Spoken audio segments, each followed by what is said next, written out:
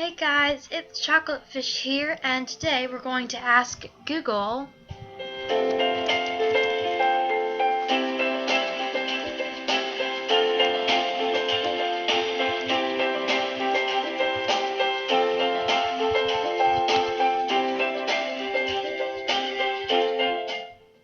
oops, sorry for the brightness. We're going to ask Google how to deal.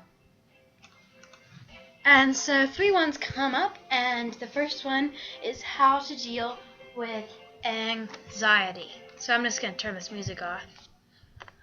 Alright, how to deal with anxiety. Anxiety is basically worrying about things that may or may not exist. So if you're anxious about a test, you're anxious about getting into a college, some things are out of your power, and deal with that. Say, I've created a very good letter to the college. It was very nice and it was the best that I can do. And because it was the best I can do, I'm going to be happy with it. And if they decline it, then they have an issue. Or, if it's a test and you studied as much as you can, you studied for 3 weeks before the test, and then you've taken the test and you still feel anxious afterwards, that's okay because you did your best. So don't be anxious about that. Don't be anxious about things that are out of your control. I mean, really. If you're anxious about getting the present that you want for Christmas, it doesn't matter because it's out of your hands. You just can't do that. You can't worry about things that you can have no influence on.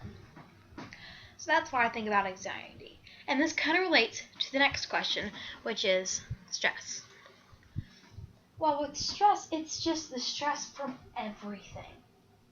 And I'm not going to tell you that things aren't stressful, because things are very stressful.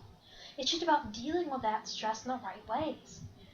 You can't just shut down when stress hits you. It's got to light you up. It's got to make you do more. You got to do everything in your power to get rid of that stress so your mind will be clear.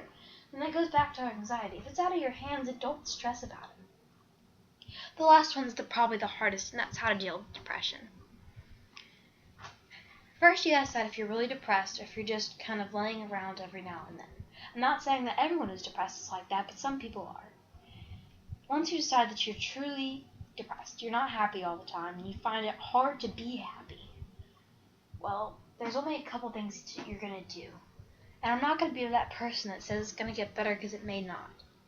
I'm just gonna say that out loud. It may not, but you gotta cling to the hope that it will. You gotta say it's gonna get better, because it might. I'm not saying that it will, but it might. And on that off chance that it actually gets better, you don't want to be the one who laid around waiting for it. You gotta go to it. It can't come to you.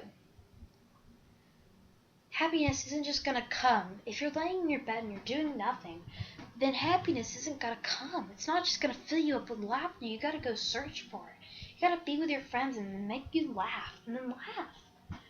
Don't just say I'm depressed, I can't laugh. Laugh. If something makes you happy, laugh, smile. I mean, if it's something out of your control, then fine. I mean, your parents are getting a divorce. It's not your fault. It's out of your hands. So, like I said, don't let it do that. Happiness isn't just gonna come to your bedside and say laugh.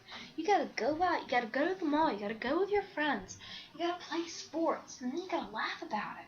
You gotta be happy. You can't just say my mom forced me to, because your mom didn't. If you went, that means you wanted to.